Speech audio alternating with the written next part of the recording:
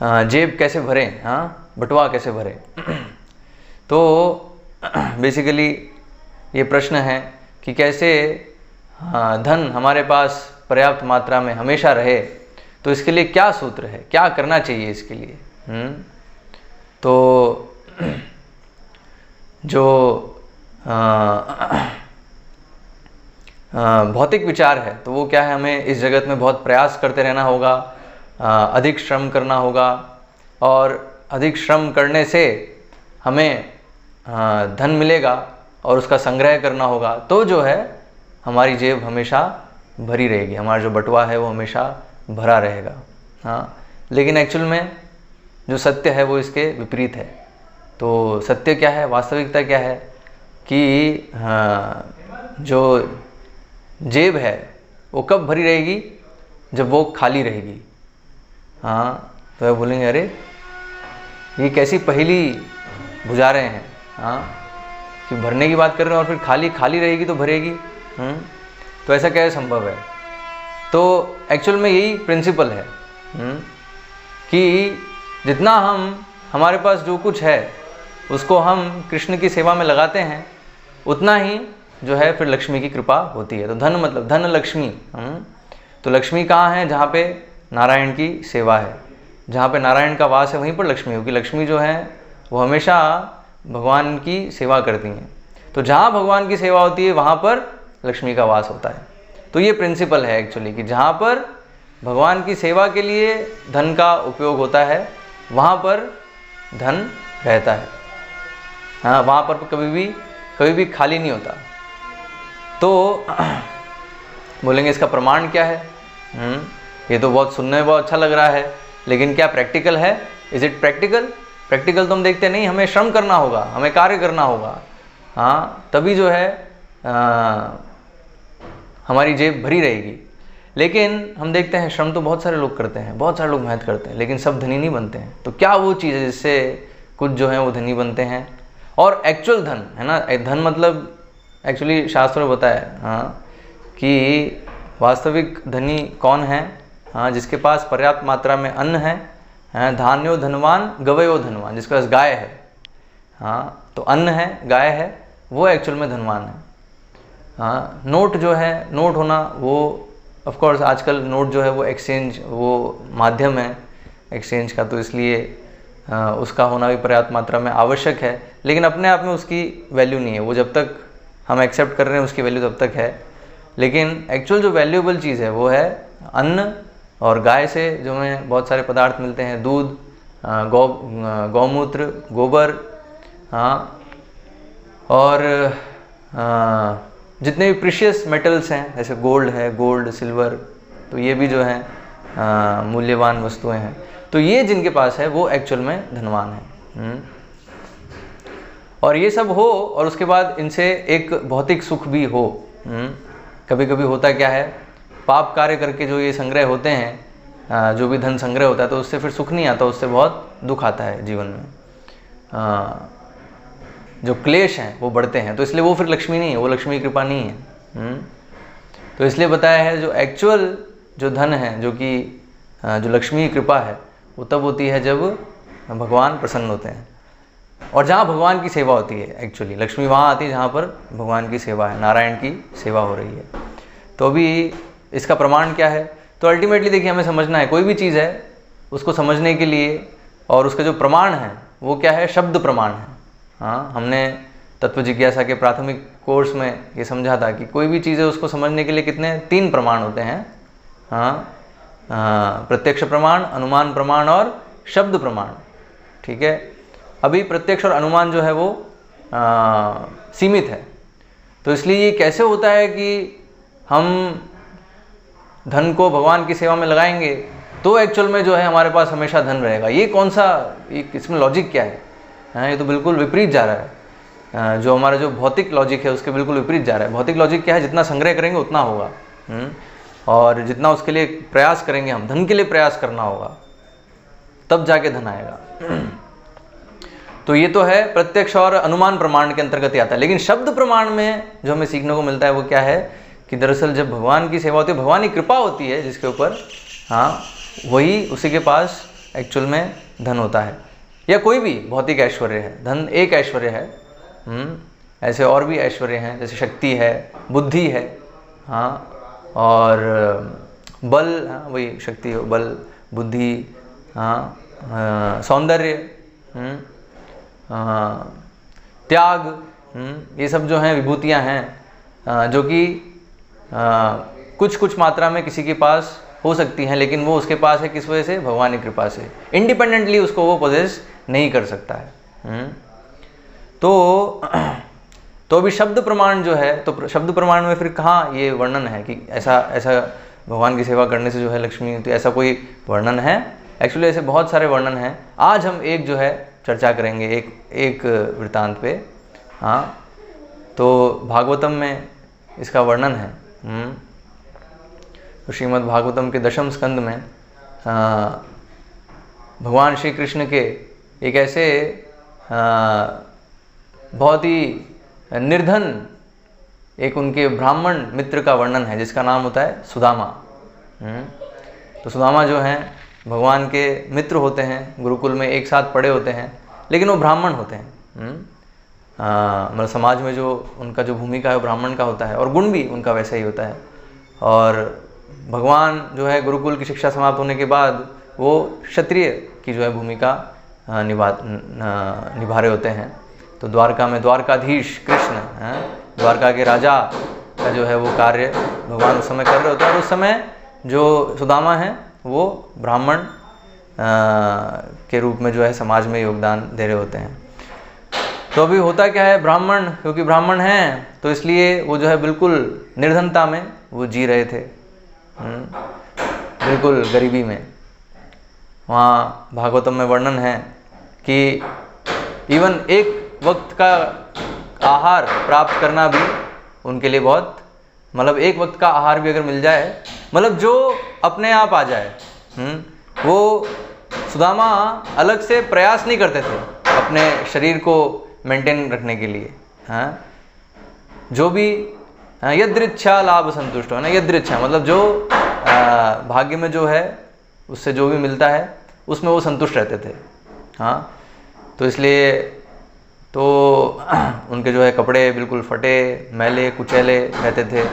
हाँ, यहाँ तक कि जो पत्नी है, पत्नी का भी वर्णन आता है कि पत्नी भी जो है वो भी ऐसे ही मैले कुचैले वस्त्र जो है पहने हुई थी, और बहुत ही उनकी जो है दरिद्र स्थिति थी। तो वहाँ वर्णन है जो पत्नी होती है, हाँ, वो बहुत ही पतली, मतलब बहुत भूख के कारण, मतलब उसका जो है उसकी कभी भी भूख जो है मिटती नहीं है। कारण क्या है? क्योंकि जो भी उनको थोड़ा बहुत मिलता है भिक्षा में, वो अपने पति को ही खिला देती थी। तो पति को खिलाने के बाद, मतलब सुदामा को खिलाने के बाद उसके लिए कुछ नहीं बचता था। तो इसलिए अधिकतर समय वो जो है ऐसे फास्टिंग करते हुए, हाँ, बिना कुछ लिए, बिना आहार लिए कई दिन ऐसे बीत जाते थे जिसमें वो कुछ भी आहार नहीं ले पाती थी। तो इस तरीके से वो बहुत ही दुर्बल हो गई थी। एक दिन क्या हुआ कि इवन जो पति के लिए जो मिलता था वो भी नहीं मिला। हाँ, उन्होंने वो गए मांगने, लेकिन उस दिन कुछ भी नहीं मिला। तो इसलिए फिर पत्नी जो है सोचने लगी, ये तो बहुत ही हमारी बहुत ही खराब स्थिति है। हाँ, इवन एक वक्त का आहार भी जो है उन्हें मिल रहा है, इतनी दरिद्रता। और ये जो सुदामा हैं, इनको कुछ ये इतने अनासक्त हैं, हाँ, तो बिल्कुल अनासक्त, बिल्कुल भी जो है इंद्रिय भोग में लिप्त नहीं है, लेकिन इतना भी, मतलब ये तो बहुत ही ज़्यादा हमारे बारे में भी बिल्कुल ख्याल नहीं है इनको, हैं, बच्चों की भी स्थिति ऐसी खराब है। तो ऐसे फिर वो सोचती हैं, फिर वो जो है सुदामा से कहती हैं कि कृष्ण जो हैं आपके मित्र हैं और राजा हैं, तो वो अगर आप उनके पास जाएंगे तो अवश्य वो आपकी कुछ मदद करेंगे, हमें इस स्थिति से वो निकाल पाएंगे। तो सुदामा पहले तो मानते नहीं, उनको ये जो है विचार बहुत ही खराब लगता है, क्योंकि उनकी प्रवृत्ति होती ही नहीं है, हाँ, किसी से कुछ मांगने की। जो जैसा उनका जैसा बताया वर्ण कि जो भी आता है उसमें वो संतुष्ट रहते थे, अगर कुछ नहीं आया तो भी जो है वो संतुष्ट हैं। तो जब पत्नी ने जब ऐसा आग्रह किया तो उनको अच्छा नहीं लगा, लेकिन फिर पत्नी ने जोर दिया तो फिर सुदामा फिर तैयार हो गए, ठीक है। लेकिन सुदामा किस लिए तैयार हुए? वो इसलिए तैयार हुए कि चलो ठीक है, बहुत दिनों बाद हम कृष्ण से मिलेंगे, हाँ, बहुत दिनों बाद कृष्ण के दर्शन होंगे। हाँ, लेकिन उनका कुछ इच्छा नहीं था मांगने का। फिर वो बोलते हैं कि चलो ठीक है, मैं अपने मित्र से मिलने जा रहा हूँ इतने दिनों बाद, तो कुछ उपहार है, मैं तुम मुझे कुछ दो जो मैं उनको उपहार स्वरूप दे सकूं। तो फिर जो है पत्नी फिर क्या है, वो पास के घर से 4 मुट्ठी जो चावल है, और चावल भी कौन सा, वो जो बिल्कुल लो क्वालिटी के चावल, वो जो है भिक्षा मांग के वो लाती है, और उसको एक फटे हुए कपड़े में, वो जो जिसमें बांधती है वो भी फटा हुआ कपड़ा होता है, हाँ, उसमें पोटली में बांध के वो सुदामा को दे देती है। फिर सुदामा उसको लेके चलते हैं, द्वारका की तरफ वो चल पड़ते हैं। फिर वो जाते हैं, हाँ, और अंतोगत्वा फिर वहाँ पहुँचते हैं। फिर जो वहाँ वर्णन है, जो रुक्मिणी का जो महल होता है वहाँ पर वो प्रवेश करते हैं, और वहाँ पर जैसे ही वो प्रवेश करते हैं तो उनको जो भी थकान होती है पूरी जो यात्रा की, वो थकान सब मिट जाती है। उनको ऐसा लगता है कि वो बिल्कुल वैकुंठ में प्रवेश किए हैं, एक्चुअल में वैकुंठ में प्रवेश किए हैं, हाँ, और उनको वो अनुभूति होती है। तो और फिर जैसे ही वो द्वार पे होते हैं तो भगवान भी उनको देख लेते हैं, और फिर वो पूरी हमें कहानी बहुत बार सुनी है, हाँ, कि कैसे भगवान जाते हैं, सुदामा को गले से लगाते हैं, और उसको फिर रुक्मिणी जी के ही आसन पे बिठाते हैं, उनके चरण कमल धोते हैं, और वो जो जल है, जल को अपने सर के ऊपर छिड़कते हैं, हाँ, और फिर जो भी उनमें गुरुकुल में जो भी उन्होंने किया उसका पूरा वो संवाद करते हैं आपस में। इस तरीके से वो जो है समय व्यतीत करते हैं, और फिर वो जो पूरी रात जो है वहीं पर सुदामा बिताते हैं। अभी वहाँ वर्णन आता है कि जब एक्चुअली सुदामा जो है वो जब भगवान का पूरा ऐश्वर्य देखते हैं तो उनको बहुत ही संकोच होता है कि वो जो लेके आए हैं, हाँ, जो चावल के टुकड़े जो लेके आए हैं वो कैसे भगवान को दें। तो इसलिए संकोच के कारण वो उसको छुपा रहे होते हैं, दे नहीं रहे होते हैं। लेकिन भगवान क्योंकि सबके हृदय में हैं तो भगवान को पता होता है। तो भगवान जो है पूछते हैं सुदामा से, क्या पूछते हैं,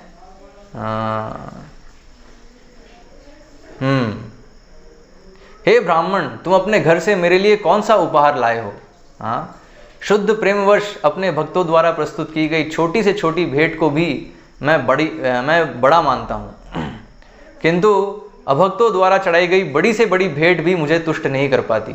हाँ, तो यहाँ पे भगवान का स्वभाव है। यहाँ भगवान बता रहे हैं कि भक्त जो है प्रेमवश अगर कोई छोटी सी वस्तु भी भेंट करते हैं तो भगवान उसको बड़ा समझते हैं, लेकिन अगर अभक्त हैं वो अगर भगवान को बड़ी से बड़ी भेंट भी करते हैं तो भगवान उससे तुष्ट नहीं होते। तो यह वर्णन आता है जब भगवान पांडवों के दूत बन के जाते हैं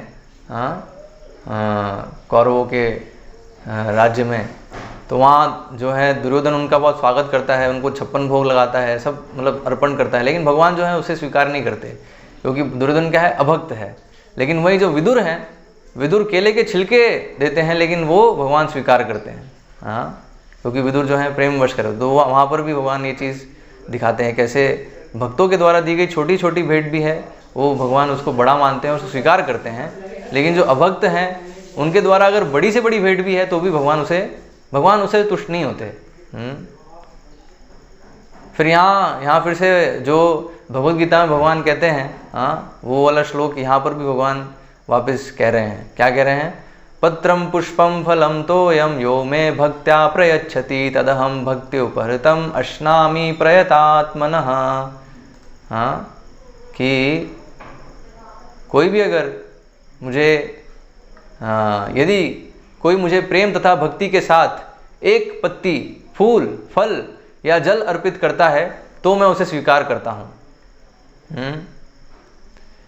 तो यहाँ पर तो यहाँ थोड़ा गौर करने वाली बात है कि जो है पत्ती और फूल मतलब फल और जल समझ में आता है कि कोई अगर भगवान को भोग लगाता है तो खा सकते हैं फूल और फल, लेकिन जो नहीं फल और जल है ना, फल को खा सकते हैं और जल को पी सकते हैं, लेकिन यहाँ पत्ती और फूल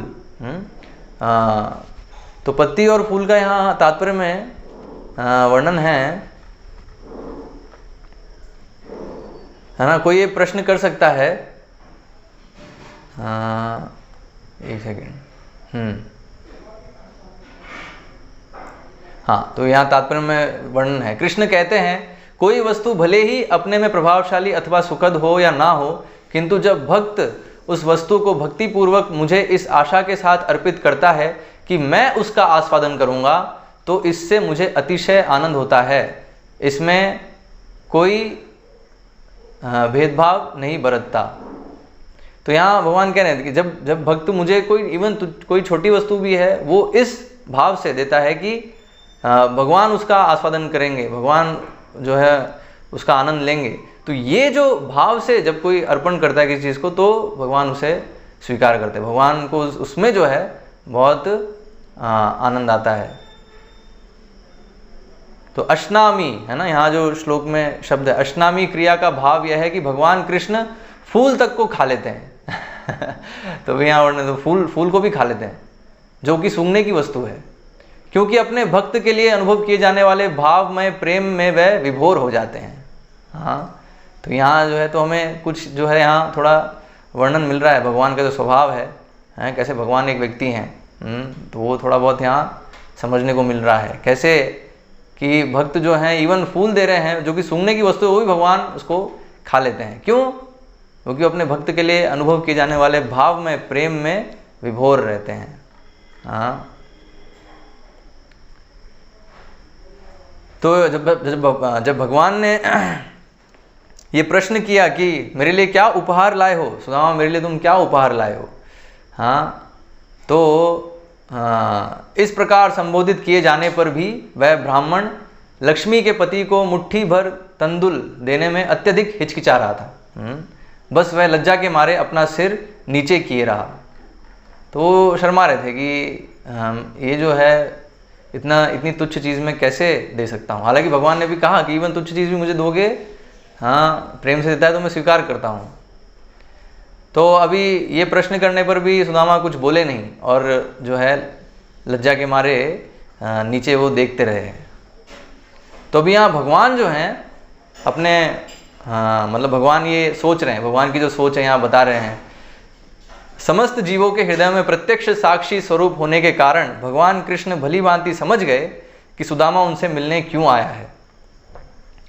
तो भगवान सब जानते हैं, वो अंतर्यामी हैं। हाँ, तो अभी सुदामा क्यों आए हैं वो जान गए। तो भगवान ने फिर सोचा, अतः उन्होंने सोचा, इसके पूर्व मेरे मित्र ने कभी भी भौतिक ऐश्वर्य की इच्छा से मेरी पूजा नहीं की है, किंतु अब वही अपनी सती तथा पति परायणा पत्नी को संतुष्ट करने के लिए मेरे पास आया है। मैं उसे वह संपदा प्रदान करूंगा जो अमर देवता गण भी कभी प्राप्त नहीं कर सकते। तो यहाँ भगवान अपना संकल्प बता रहे हैं। भगवान ने अभी ठान लिया। क्या ठान लिया भगवान ने?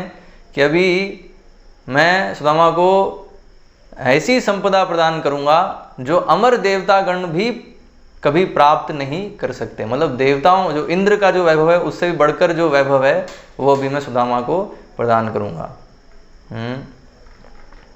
तो ये भगवान ने भी निश्चय कर लिया। इस प्रकार सोचते हुए भगवान ने ब्राह्मण के वस्त्र में से कपड़े के पुराने टुकड़े में बंधे तंदुल के दोनों के दानों को छीन लिया, है ना। तो जो पोटली थी भगवान ने वो छीन ली और कह उठे, यह क्या है? हाँ, यह क्या है? सुदामा से अभी वो पूछ रहे हैं, सुदामा ये क्या है? इस पोटली में क्या लाए हो तुम?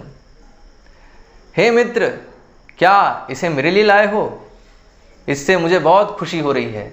निसंदेह तंदुल के ये थोड़े से दाने न केवल मुझे अपितु सारे ब्रह्मांड को तुष्ट करने वाले हैं। हाँ, तो इसलिए बताया, यस्मिन तुष्टे जगत तुष्टम, जिनके संतुष्ट होने से पूरी जो सृष्टि है वो संतुष्ट होती है। तो भगवान क्या है? जड़ के समान है। हाँ, और ये पूरा जो जगत है वो वृक्ष के समान है और हम सब उस वृक्ष के जो हैं अलग अलग अंग हैं। तो इसलिए जब जड़ संतुष्ट होगा तो जो है बाकी जो अंग हैं वो भी संतुष्ट होंगे। हाँ, लेकिन अगर संतुष्ट नहीं है तो चाहे कितना अलग प्रयास कर लें, जो वृक्ष के जो बाकी अंग हैं उनको कभी भी संतुष्टि नहीं मिलेगी। तो यहाँ भगवान वो चीज़ कह रहे हैं, क्योंकि अब इससे मुझे बहुत खुशी हो रही है, तो इससे अब क्या है, पूरा ब्रह्मांड जो है वो संतुष्ट हो जाएगा। यह कहकर भगवान ने एक मुट्ठी खाई और दूसरी मुट्ठी खाने ही वाले थे कि पति परायणा देवी रुक्मिणी ने उनका हाथ पकड़ लिया। तो अभी भगवान ने एक मुट्ठी खा ली, दूसरी मुट्ठी खाने वाले थे, लेकिन रुक्मिणी देवी ने उनका हाथ पकड़ लिया। तो हाथ पकड़ के फिर क्या कहा है, रुक्मिणी ने कहा, हे ब्रह्मांड के आत्मा, इस जगत में तथा अगले जगत में सभी प्रकार की प्रभुत संपदा दिलाने के लिए यह पर्याप्त है। आखिर किसी की समृद्धि आपकी तुष्टि पर ही तो निर्भर है। तो ये रहा, देखिए, तो ये है शब्द प्रमाण, है ना। तो हम जो भी डिस्कस कर रहे थे कि कैसे कोई भी समृद्धि है, तो यहाँ रुक्मिणी देवी स्वयं कह, तो रुक्मिणी देवी कौन है, स्वयं लक्ष्मी हैं। वो कह रही हैं कि किसी की भी समृद्धि आपकी तुष्टि पर ही तो निर्भर है। तो अभी तो भगवान संतुष्ट हैं सुदामा से, तो इसलिए वो एक जो है उन्होंने मुट्ठी खाई, तो उसमें ही जो है उनको इतनी समृद्धि होने वाली है जो हम कल्पना भी नहीं कर सकते। तो अभी दूसरा खाने से अभी रुक्मिणी देवी ने रोक लिया उनको दूसरी मुट्ठी खाने से। उस ब्राह्मण ने जी भरकर खाने पीने के बाद वह रात्रि भगवान अच्युत के महल में बिताई। उसे ऐसा अनुभव हुआ मानो वह वैकुंठ लोक में आ गया हो। तो इस तरीके से वो जो रात्रि है फिर उन्होंने वहीं पर बिताई, और उसके बाद फिर अगले दिन सुबह वो फिर अपने घर की ओर चल पड़ते हैं। हाँ, अगले दिन ब्रह्मांड के पालनकर्ता आत्माराम भगवान कृष्ण द्वारा सम्मानित होकर सुदामा घर के लिए चल पड़ा। हे राजन, वह ब्राह्मण मार्ग पर चलते हुए अत्यधिक हर्षित था। तो भगवान से मिले, भगवान से वार्तालाप हुई, भगवान का संग मिला, तो ये इससे ही जो है सुदामा बहुत ही अत्यधिक हर्षित थे। तो इसलिए उन्होंने फिर कुछ मांगा नहीं, हाँ, भगवान से कुछ मांगा नहीं उन्होंने। और फिर आगे वो ऐसे जो है सोच रहे होते हैं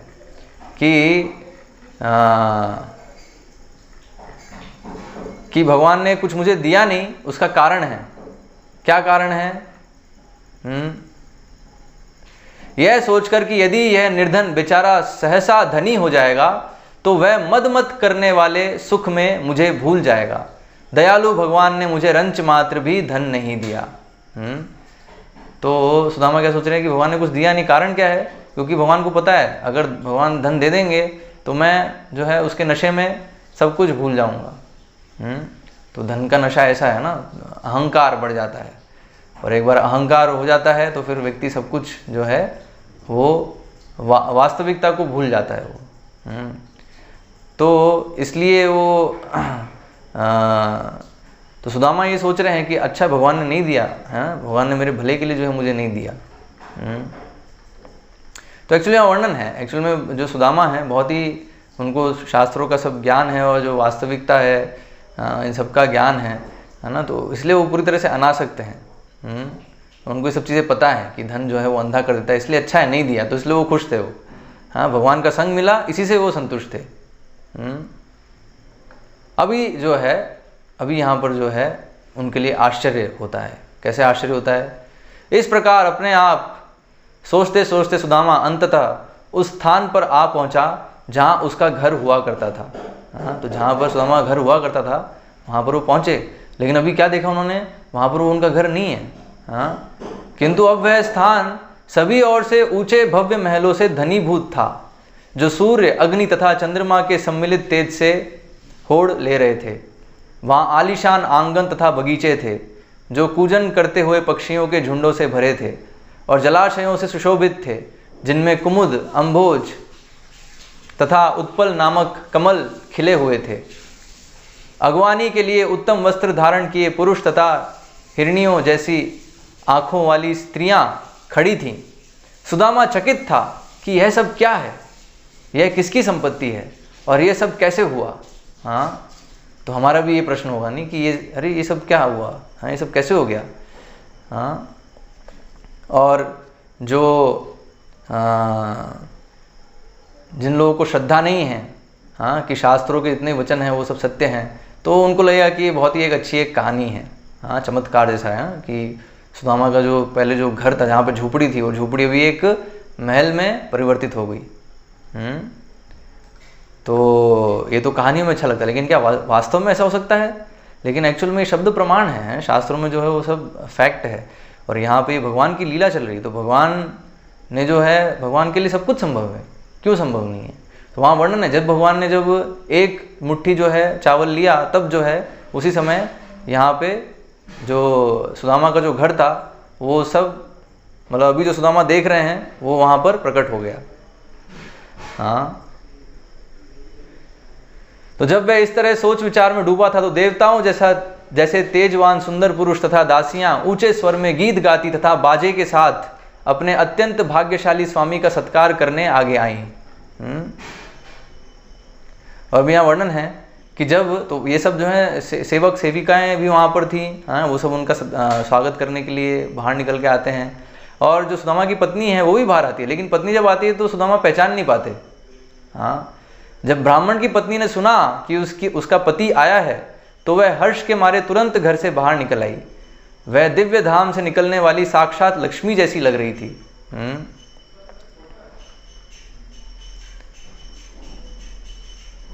तो यहाँ तात्पर्य में शिला श्रीधर स्वामी बताते हैं, हाँ, चूंकि भगवान कृष्ण ने सुदामा के घर को स्वर्ग धाम बना दिया था, है ना, तो भगवान ने सुदामा के घर को क्या है, स्वर्ग में परिवर्तित कर दिया। मतलब इंद्र का जो ऐश्वर्य है, इंद्र के भी ऐश्वर्य से बड़ा ऐश्वर्य जो है वो उन्होंने सुदामा को दिया। इसलिए वहाँ रह रहा प्रत्येक व्यक्ति अब सुंदर शरीर वाला और स्वर्ग के उपयुक्त वेशभूषा से युक्त था। शिला विश्वनाथ चक्रवर्ती ने यह अंतर्दृष्टि जोड़ी है। सुदामा की निर्धन तथा क्षीण पत्नी ने, जो कि एक रात पूर्व टूटी फूटी कुटिया के नीचे चिथड़ों में सो रही थी, प्रातः जगने पर पाया कि वह तथा उसका घर विचित्र रीति से बदल गया है ना। तो यहाँ आचार्य बताते हैं एक्चुअली हुआ क्या कि जब जो पत्नी है जो रात को सोई तो ऐसे बिल्कुल निर्धनता वाला जो वातावरण था उसमें वो सो रही थी, लेकिन जब सुबह जब उठी तो क्या देखा उसने कि पूरा जो है वातावरण बदल गया है। वह एक क्षण तक भौचक्की रह गई, तो आश्चर्यचकित हो गई। तब उसे अनुभूति हुई कि यह ऐश्वर्य उसके पति को, जो इस समय रास्ते में कहीं होगा, भगवान द्वारा दिया हुआ उपहार है ना। तो ये पॉइंट है, उपहार एक्चुअली। तो ये जो हमारे पास जो भी वो एक्चुअली भगवान का उपहार है, हमारा कुछ भी नहीं है, इस चीज़ को समझना है। तो इसलिए जेब भी जो है वो भगवान की है और जो धन भी है वो भी भगवान का है। हाँ, अभी जेब में है, बटुए में अभी धन आता है, भगवान का उपकार है। बटुए में धन नहीं आता है, वो भी भगवान का उपकार है। ठीक है, हर स्थिति में, लेकिन हमारा प्रयास करना चाहिए कि भगवान की हम सेवा करें क्योंकि हम उनके सेवक हैं। यहाँ भी वर्णन आता है, सुदामा को ये सारा ऐश्वर्य मिल गया तो अभी ऐसा नहीं है कि अभी वो जो है अरे मैं इतना माला माल हो गया अभी। हाँ, ऐसा नहीं आया उनके मन में भाव। हाँ, यहाँ भी वर्णन है उनके, तो उन्होंने क्या सोचा। हाँ, जब उस पतिव्रता स्त्री ने अपने पति को देखा तो उसकी आंखें प्रेम तथा उत्सुकता के आंसुओं से भर आई। अपनी आंखें बंद किए विचारमग्न होकर उसने पति को प्रणाम किया और मन ही मन उसका आलिंगन कर लिया। हाँ, तो इस तरीके से जो है फिर जो है सुदामा फिर अपने महल में प्रवेश करते हैं। तो यहाँ वर्णन है वो महल कैसा होता है।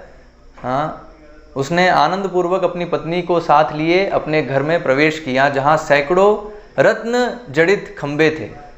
हाँ, तो अभी वो महल कैसा था, जहाँ पे सैकड़ों रत्न जड़ित खंबे थे, जैसे देवराज महेंद्र का महल हो। तो देवराज इंद्र के महल जैसा वो पूरा हो गया था, इवन महल से भी बड़ा। तो यहाँ महाभारत में वर्णन है, विष्णु सहस्त्र नाम में भगवान के ऐसे गुणगान भी है। हाँ, श्रीदाम रंक भक्तार्थ भूम्या नीतेंद्र वैभवा।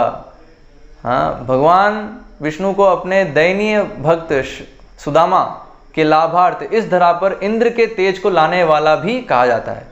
मतलब अपने मित्र के लिए, सुदामा के लिए इंद्र के तेज को वो इस धरातल पे लिया है। हाँ, तो भगवान कुछ भी कर सकते हैं। तो यहाँ वर्णन है, सुदामा के घर में दूध के झाग सदृश कोमल तथा सफ़ेद पलंग थे, जिनके पाए हाथी दांत के बने थे और सोने से अलंकृत थे। वहाँ कुछ सोफे भी थे जिनके पाए सोने के थे।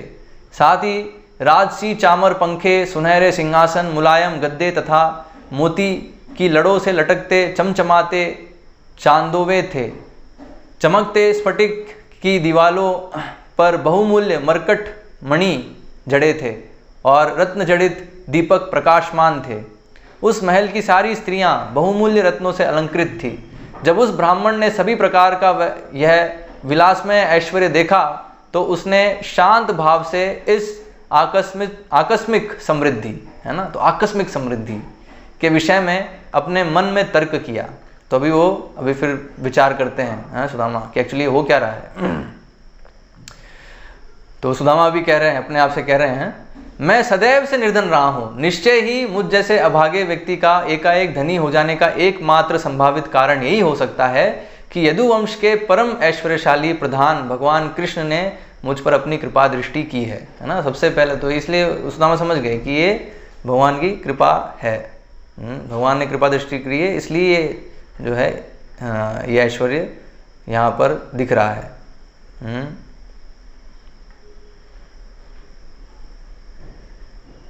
यद्यपि उन्होंने इसके विषय में कुछ कहा नहीं तो भी उन्होंने मुझे प्रचुर संपदा प्रदान की है। हाँ, उन्होंने दयावान वर्षा वाले बादल जैसा कार्य किया है। तो यहाँ भी जो है तात्पर्य में वर्णन है कि भगवान ने क्यों सुदामा को कुछ वर्णन नहीं किया, क्योंकि भगवान भी सोचते हैं कि जो भक्त ने जो सेवा करी है अभी उसके बदले मैं कुछ उसको दूंगा वो कम है। हाँ, तो इसलिए भगवान क्या है बिना कुछ बोले सुदामा को एक जो उन्होंने जो सेवा करी और उससे जो भगवान संतुष्ट थे तो ठीक है, तो भगवान ने एक ऐश्वर्य उनको प्रदान किया। लेकिन भगवान क्या सोचते हैं कि ये भी जो है कम है मेरे भक्त के लिए। तो यहाँ तात्पर्य में वर्णन है। हाँ, तो भगवान क्या सोचते हैं, मेरे प्रिय सखा ने मुझे जो तंदुल के दाने दिए हैं वह मेरे पास सारे कोशों से बढ़कर है। मतलब मेरे पास जो जितने भी कोश है उससे बढ़कर है ये जो तंदुल के दाने हैं, जो चावल के दाने हैं। यद्यपि उसके घर में मेरे पास लाने के लायक ऐसी कोई भेंट नहीं थी, फिर भी उसने अपने पड़ोसी से मांगने का कष्ट उठाया। हाँ, तो एक्चुअल में सुदामा के पास इवन वो भी जो तंदुल लाने का भी उसके सुदामा के पास नहीं था सामर्थ्य। हाँ, लेकिन पड़ोसी से मांग के वो लेके आए। हाँ, तो भगवान जानते हैं सब। तो इतना कष्ट उठाया, इसलिए उचित यही होगा कि मैं अपने पास जो कुछ है उससे भी बढ़कर कोई वस्तु उसे दूं, किंतु मेरे पास जो कुछ है उसके समान या उससे बढ़कर कुछ भी नहीं है। अतएव मैं इतना ही कर सकता हूं कि इसे इंद्र, ब्रह्मा तथा अन्य देवताओं के कोश जैसी तुच्छ वस्तुएं दे दूं। हाँ, तो ये भगवान का विचार है। ठीक है,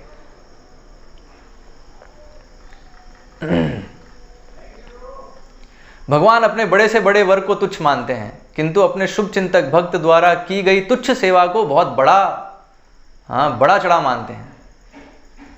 मतलब भगवान जो है अगर कोई छोटी सेवा भी करता है तो भगवान उसको बिल्कुल मैग्नीफाइंग ग्लास से पूरा मैग्नीफाई करके देखते हैं। हाँ, कि अरे इसने ये किया मेरे लिए। इसलिए भगवद गीता में भगवान कहते हैं नहीं, हाँ, नेहाभिक्रम नाशोस्ति प्रत्यवायो न विद्यते स्वल्पमप्यस्य धर्मस्य त्रायते महतो भयात्। तो वहाँ शब्द है स्वल्पमप्यस्य धर्मस्य, है ना, स्वल्पम थोड़ा सा भी, स्वल्पम मतलब थोड़ा सा भी कोई सेवा करता है तो भयानक से भयानक कष्ट से वो मुक्त हो सकता है। तो यहाँ तो ये जो है सुदामा कह रहे हैं भक्त द्वारा की गई तुच्छ सेवा भी जो है भगवान बहुत बड़ा चढ़ा देते हैं। इस तरह भगवान ने मेरे द्वारा लाए गए एक मुट्ठी तंदुल को सहर्ष स्वीकार कर लिया। तो यहाँ तो इसलिए ये जो पूरा सुदामा का जो वृतांत है तो उस समय ये सीखने को मिलता है कैसे भगवान की सेवा करने से कभी भी कोई खोता नहीं है, वो पाता ही पाता है। हालांकि पाने के लिए वो सेवा नहीं करता है, ये इम्पॉर्टेंट पॉइंट है। तो इसलिए पहले हमने कहा था कि इसलिए जेब कब भरी रहेगी, जब जेब भरने की इच्छा नहीं होगी। हाँ, जेब खाली करने की इच्छा होनी चाहिए। खाली किस लिए? कृष्ण के लिए। तो जब कृष्ण के लिए खाली करेंगे तो भरी रहेगी। तो अभी तो इसलिए ये समझना है ना, ये तो यहाँ जो है ये उदाहरण है सुदामा का। तो सुदामा जो है वो गए, भगवान से कुछ मांगने के लिए नहीं गए, बस भगवान के दर्शन करने के लिए। और उन्होंने जो है बहुत ही तुच्छ चीज़ भगवान को अर्पण करी और भगवान ने उसे स्वीकार किया।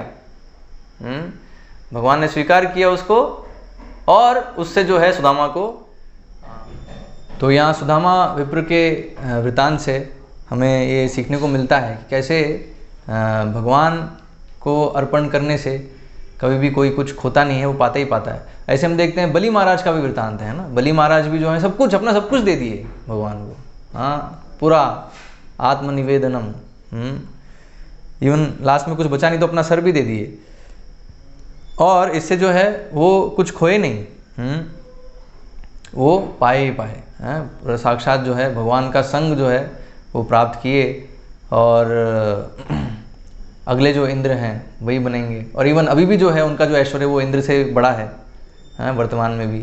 तो इस तरीके से शास्त्रों में देखते हैं ऐसे अनेक उदाहरण हैं जिनसे ये शिक्षा मिलती है, कैसे सब कुछ भगवान की सेवा में लगाने से वो कभी कुछ खोता नहीं है, वो पाता ही पाता है। तो इसलिए ये जो है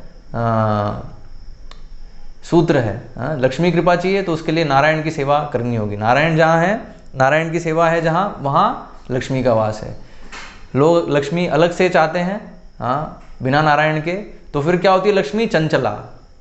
हाँ, इस जगत में जब लक्ष्मी जब आती हैं अकेले तो उनका नाम है चंचला। चंचला मतलब चंचल, वो एक जगह टिकती नहीं है। हाँ, तो इसलिए क्या होता है, एक जेब से दूसरी जेब, है ना, एक बटुए से दूसरे बटुए में जाएगी वो।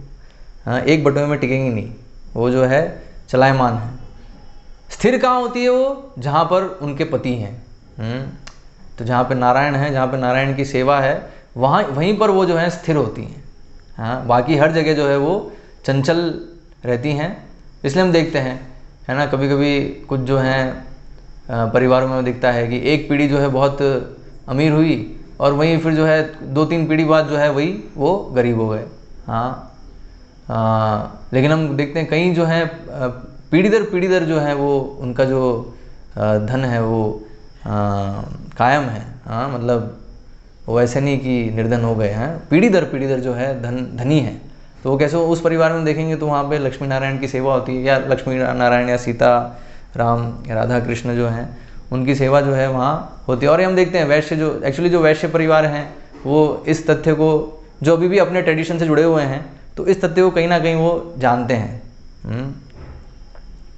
जितने भी मारवाड़ी हैं तो जानते हैं कि जो है एक्चुअल में भगवान की कृपा से ही धन आ सकता है। हमारे कितना भी हम प्रयास कर लें उससे सिर्फ उससे कुछ नहीं होगा। प्रयास हमारा होना चाहिए, लेकिन सिर्फ हमारे प्रयास से जो है कुछ नहीं होगा। वो भगवान की कृपा से ही जो है समृद्धि हो सकती है, अन्यथा समृद्धि नहीं हो सकती है। तो ये शास्त्रों में ऐसे अनेक उदाहरण हैं। तो अभी तो यहाँ सुदामा से हमें क्या सीखने को मिलता है कि सुदामा ने जो था उसके पास बेस्ट पॉसिबल वो उसने भगवान को अर्पण किया और भगवान ने स्वीकार किया। अभी भगवान ने अगर जिससे स्वीकार कर लिया, भगवान ने किसी की भी सेवा अगर स्वीकार कर ली तो वो कभी भी निर्धन नहीं हो सकता। वो निर्धन नहीं हो सकता वो कभी भी। तो यहाँ सुदामा का उदाहरण है। प्रभुपाद भी एक प्रवचन में कहते हैं, भगवान ने अगर आपको आपकी सेवा स्वीकार कर ली तो फिर उसके लिए फिर क्या कमी है। हाँ, तो एक्चुअल में कोई कमी नहीं है, वो जो भी कमी है वो बस एक हमारे मन का भ्रम है। तो इसलिए और ये जो अवसर है वो हम सबके पास है। हाँ, हम सबके पास अवसर है ये इस तरीके से अपने आप को पूरा भगवान के चरणों में समर्पित करने का। और ऐसे समर्पित करेंगे तो अभी हो सकता है हमें कहानी लग रही हो, अच्छी कहानी लग रही हो, लेकिन जब हम अपने जीवन में देखेंगे वास्तविक जो है ये, हाँ, तो हमें फिर और हमारा जो है श्रद्धा बढ़ेगी। और एक्चुअल में वास्तविक है, ये सिर्फ कहानी नहीं है। हाँ, लोग सोचते हैं माइथोलॉजी, लेकिन माइथोलॉजी नहीं है, ये फैक्ट है। हाँ, बस आजमा के देखना होगा। हमने अभी हर किसी को आजमा लिया है, हाँ, कृष्ण को लेकिन आजमाने के लिए कोई तैयार नहीं है। ये जगत उन्हीं लोगों से भरा पड़ा है जो कृष्ण के अतिरिक्त हर चीज़ को वो ट्राई कर लेंगे। हर मतलब बाकी सारे आश्रय वो आश्रय लेने का प्रयास करेंगे, हाँ, लेकिन कृष्ण का आश्रय नहीं लेंगे। तो कृष्ण का आश्रय लेंगे तो बिल्कुल इन सब तथ्यों को हम साक्षात्कार कर सकते हैं। प्रभुपाद एक जीवंत उदाहरण है। बिल्कुल हमारे मतलब जीवंत उदाहरण मतलब क्या है, बिल्कुल निकट इतिहास में ही हुआ है। प्रभुपाद जब अमेरिका गए तो कितने 40 रुपये लेके गए थे। हाँ, लेकिन जब आए तो कितने 40 करोड़ की जो है पूरे 108 मंदिर पूरे स्थापित किए। तो उसको अगर पूरी प्रॉपर्टी सब अगर उसका हम कैलकुलेट करेंगे तो उस समय लगभग 1975-76 के समय, उस समय वो लगभग 40 करोड़ के अराउंड जो है वो संपत्ति पूरी थी, और अभी जो है वो उससे अधिक है। तो क्यों, तो प्रभुपाद जो है सब कुछ जो है कृष्ण की सेवा में लगाए, तो इसलिए देखा तो एक्चुअली वो कृष्ण की संपत्ति है। हाँ, पूरा जगत जो है वो कृष्ण का है। तो इसलिए भक्त, वहाँ रामायण में भी ये वर्णन आता है। हाँ, भगवान राम यज्ञ करते हैं। हाँ, यज्ञ करने के बाद जो सारी जो पृथ्वी है, हाँ, एक एक दिशा जो है वो एक एक ब्राह्मण को दे देते हैं। सभी ब्राह्मणों में वो अपनी जो पूरी संपत्ति उसको वो बांट देते, मतलब वितरण कर देते हैं। हाँ, दान में दे देते हैं सभी ब्राह्मणों को। अपने पास वो बस अपने वस्त्र और सीता माता की जो कि कुछ आभूषण है ना, बस वो रखते हैं। बाकी सब जो है वो ब्राह्मणों को दान में देते हैं। और कहते हैं कि एक्चुअल में जो ब्राह्मण हैं, जो सच में ब्राह्मण है ना, वो जन्म वाले ब्राह्मण की बात नहीं कर रहे, गुण, जैसे यहाँ सुदामा की हम बात करें, सुदामा जैसे जो ब्राह्मण हैं, हाँ, तो ये एक्चुअल में तो वहाँ भगवान राम ये चीज़ कहते हैं, क्योंकि आप में कुछ भी कुछ भी संग्रह करने का भाव नहीं है, तो एक्चुअल में पूरी पृथ्वी आपको ही रखनी चाहिए। लेकिन फिर ब्राह्मण कहते हैं नहीं, हम क्या करेंगे, हाँ, हम जो है, हमें नहीं चाहिए पृथ्वी जो है, आपने ऑलरेडी हमें बहुत कुछ दिया है। हाँ, वहाँ बहुत ही सुंदर वचनों में कहते हैं कि आपने हमारे हृदय में प्रवेश करके जो अंधकार है उसको हटा दिया है आपने। तो इससे बड़ा जो है उपहार और क्या हो सकता है। हमें यही उपहार चाहिए, हाँ, कि जो हमारा अज्ञान है वो आपने मिटा दिया है। हाँ, तो ये जो है एक्चुअल में जो ब्राह्मण का गुण है। तो वैष्णव जो है वो ब्राह्मण से भी बढ़कर है एक्चुअली, क्योंकि वैष्णव में ये गुण देखने को मिलते हैं। तो इसलिए तो सुदामा ने तो चावल के कुछ टुकड़े लिए, क्योंकि उनके पास चावल के कुछ टुकड़े ही दे पाए वो, क्योंकि उनके पास वही क्षमता थी। लेकिन हमारे पास जैसी क्षमता है उसके अनुसार हमें सेवा करनी चाहिए, उसके अनुसार हमें भगवान को अर्पण करना चाहिए। लेकिन एक प्रिंसिपल है। प्रिंसिपल क्या है? Poverty for the self, opulence for the Lord. हाँ, खुद के लिए निर्धनता और भगवान के लिए वैभव, भगवान के लिए ऐश्वर्य। तो इसलिए हर जो बेस्ट चीज़ है, कोई भी बेस्ट वस्तु है, वो भगवान के लिए होनी चाहिए, और हमारे लिए बस जो शरीर और आत्मा को साथ रखने के लिए आवश्यक है उतना हमारे लिए पर्याप्त है। तो वहीं से फिर कंसेप्ट आता है सादा जीवन उच्च विचार। तो उच्च विचार है ना, कि सब जो है वैभव है, ऐश्वर्य है, वो सब भगवान के लिए। हाँ, भगवान भोगता है अल्टीमेटली। हाँ, हम जो हैं वो सेवक हैं। तो सेवक के लिए जो जितना आवश्यक है, और यहाँ जैसे अभी सुदामा को भगवान ने ऐश्वर्य दिया तो भी ठीक है, तो सुदामा भी उसका उपयोग कर रहे हैं। हाँ, तो भगवान अगर ऐसे किसी भक्त को अगर ऐश्वर्य देते हैं तो ठीक है, उसको भी वो भगवान की सेवा में लगाता है। जैसे हम प्रभुपाद के केस में देखते हैं, प्रभुपाद जब अमेरिका गए तो उनकी स्थिति बिल्कुल ऐसे सुदामा की जैसी थी। हाँ, बस 40 रुपये लेके हो गए थे, और वो 40 रुपये वहाँ पे उपयोग भी नहीं हुए। हाँ, लेकिन जो है भगवान ने उनको इतना जो है वैभव ऐश्वर्य दिया, तो भी जो है वो ऐसे नहीं बदले नहीं, उन्होंने वो उसको भगवान की सेवा में ही कृष्ण भावनामृत के प्रचार को एक्सपैंड करने के लिए उसका उन्होंने पूरा उपयोग किया।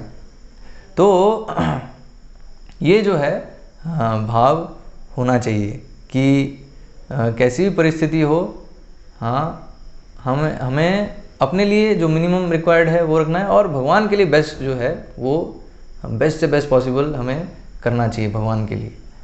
ठीक है। हाँ, तो अभी सबके पास अवसर है, अभी जन्माष्टमी आ रही है, तो जन्माष्टमी में भगवान को 56 भोग, राजभोग, हाँ, बाल भोग, सब अनेक प्रकार के भोग हैं, वो सब लगेंगे। हाँ, और अनेक आरतियाँ होंगी, अनेक पूरा जो आयोजन होगा, तो उसमें बहुत सारे जो हैं बहुत सारा अवसर है, हर एक बहुत सारी चीज़ें हैं, बहुत सारे सेवाएं हैं उसमें भाग लेने का।